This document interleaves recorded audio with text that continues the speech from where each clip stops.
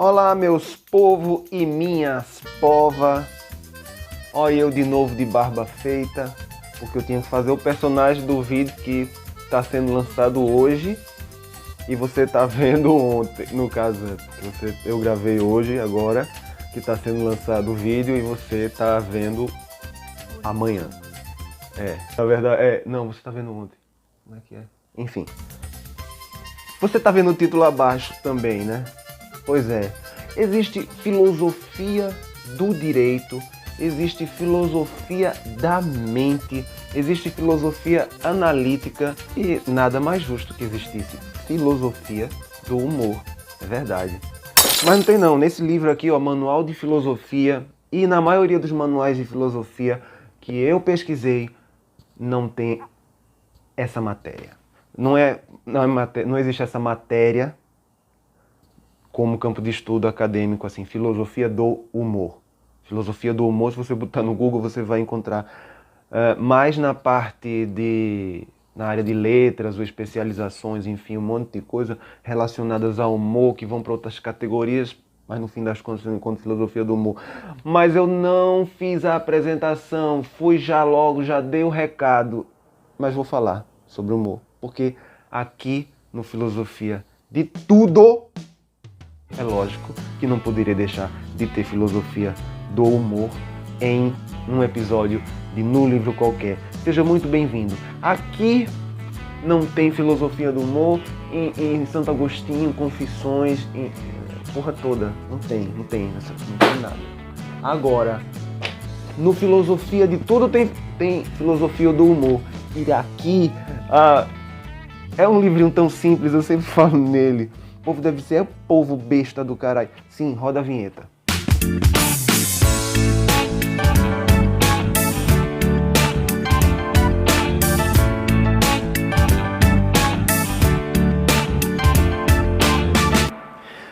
E se você gostou desse formato de rodar a vinheta quase no meio do vídeo, eu não sei se é no meio do vídeo, porque eu não sei se eu vou falar muito, não se esqueça de apertar no pitoco de se inscrever e apertar no pitoco de gostei. E sim, é uma espécie de oráculo. Eu estava aqui. Esse livro eu sempre indico ele. É um livro muito simples. Tudo o que você precisa saber sobre filosofia. Tudo. E como a gente está tratando de humor, lógico, eu até escrevi uns tópicos. Eu ia escrever tópicos. Mas eu nem vou usar esse papel, porque eu não preciso do papel, porque aqui tem filosofia do humor. Tem filosofia do humor, cara, e aí vem as teorias sobre o humor. Aí eu disse, que barato, não é possível. Página 120, quem tiver esse livro é página 120. Eu fiquei assim, caralho, meu povo. Aí eu fui. Eu tava lendo assim, porque esse livro é um livro que você pode ler corrido, né? Eu tava lendo outros livros, aí depois enjoei, aí olho os livros na minha estante que nada dizem de importante, servem só para quem não sabe ler. Aí eu disse... Aí veio esse livro, tava aqui encostado assim no sofá, eu já tinha feito tudo que eu tinha que fazer. Páscoa foi boa, graças a Deus, na confeitaria. Foi ótima. Aí eu me debrucei sobre esse livro e veio esse aqui. E as teorias do humor são fantásticas, porque, veja só, você tinha os cômicos gregos, a tragédia grega, que é uma comédia que, assim, é muito, muito, muito diferente do que a gente vê como humor hoje, né? O humor, ele é não só comédia. Humor não é só risada. Humor não é rir apenas. Você pode estar de bom humor, estar leve, tranquilo, não necessariamente dando gargalhada. Só que o bom do humor é a possibilidade da gargalhada. E aí surgiram as teorias da gargalhada, e aí eu vou entrar na questão, né? Essas teorias começaram a ser desenvolvidas, elas vêm desde... Aristóteles tratou um pouco sobre essa questão do humor ser uma tensão de alívio, mas de uma maneira superficial. Não chegou, e eu vou chegar lá, tem teoria, eu vou falar as três principais teorias do humor. Eu não sabia nem que tinha divisão, categoria sobre humor, mas enfim. Aí, a teoria da superioridade, né? E eu sempre risco, eu discuto com os livros, sabe? A teoria da superioridade, né? Do trabalho de Thomas Hobbes e René Descartes. Um francês e um inglês. Um lord e um francês refinadíssimo. E como se sabe, assim como se pode imaginar, o humor tem que ser refinado, sutil e denotar superioridade. Daí a teoria da superioridade. E aí eu vou ler a teoria da superioridade, devido à sua elegância, né? Pardon, até ironizei um pouco aqui. De acordo com essa noção, quando alguém ri, expressa sentimentos de superioridade em relação a outros ou a situações anteriores que envolvem essa pessoa. Aí o que acontece? Ou eu rio da minha inferioridade do passado, porque eu era mau e fiquei bonzinho, ou eu rio do outro, que no caso eu sou superior a ele, ou seja, ele é inferior a mim. E aí eu rio da desgraça. Né? Na verdade, resumo, é você rir da desgraça do outro, não da sua. Ou então da sua desgraça passada, mas não presente. Ou seja, é o que justifica talvez o humor que alguns fazem hoje em dia, né? Bom, por exemplo, aí vem, sim, lógico, surgiram críticos, né? E lógico, o que eu falei foi uma ironia, porque era uma crítica a isso, não sei se você não entendeu, sacou? Eu usei a teoria da superioridade, acabei usando, foi mal, desculpa. Foi uma superioridade pontual, não eterna. E aí surgiram críticas, evidentemente, e tal. Essa teoria filosófica foi criticada, meu caralho. Não, pelo filósofo Francis Hutcheson,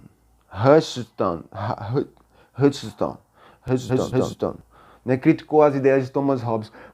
Por isso que não deu muito certo nessa época, porque o nome dele é difícil demais de pronunciar. Ele afirmou que o sentimento de superioridade não dá para explicar somente a razão do riso. Você só ri disso. Eu acho que até tem gente que riu da minha cara, por exemplo, só da cara. Vocês estão vendo aquele caçaco com a Coca-Cola no saco?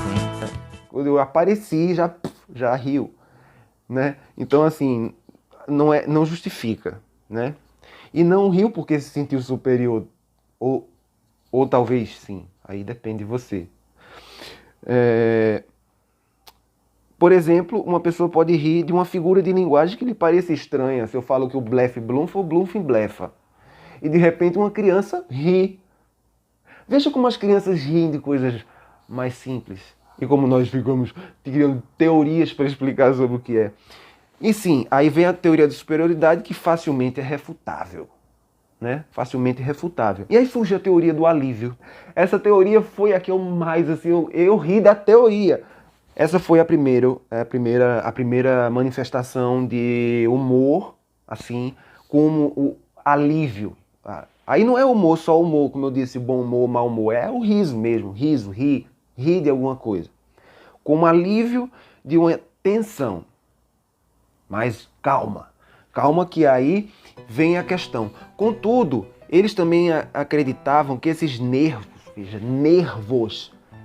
hoje nós conhecemos as sinapses, esses nervos carregavam líquidos e gases, como o sangue e o ar. O ar, né, carrega líquidos e gases e tal, sei lá se carrega líquidos, eu não conheço nada de sangue, de plasma, enfim, de sangue. Mas os nervos carregavam líquidos e gases, porque acreditava-se num tal fluido animal, que existia assim, um fluido animal dentro da gente. Então, na verdade, era como se o riso fosse o peido da alma, né? Eu até escrevi, vou colocar na tela, vou fazer aparecer aqui na tela, o peido da alma, né? Em seu ensaio, ele afirma Afirma que esses espíritos animais criavam pressão interna, como se fosse uma panela de pressão, né? Nos nervos, aos nervos, e que o riso era responsável pelo alívio desses espíritos animais. sabe, uma panela de pressão quando tá saindo. É porque assim, os nervos eram cheios de gases, então era o peido da alma. Mas logo em seguida isso começou a ser questionado, evidentemente.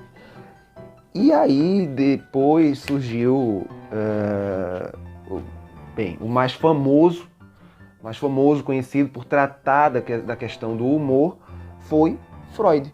Freud tratou a questão do humor e aí ele separou em categorias de a piada, o cômico e o humor.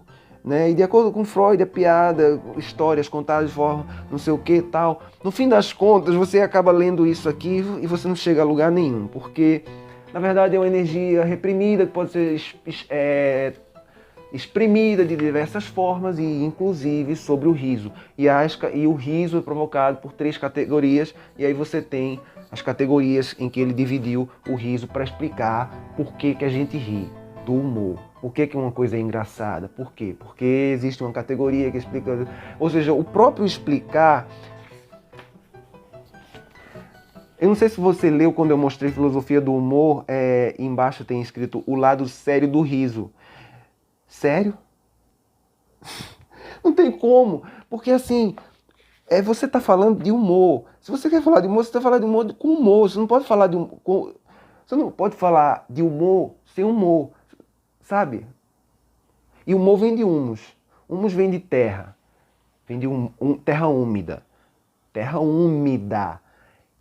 Aí daí surge a palavra homem, que é terra úmida, que é mais ou menos como fertilizante.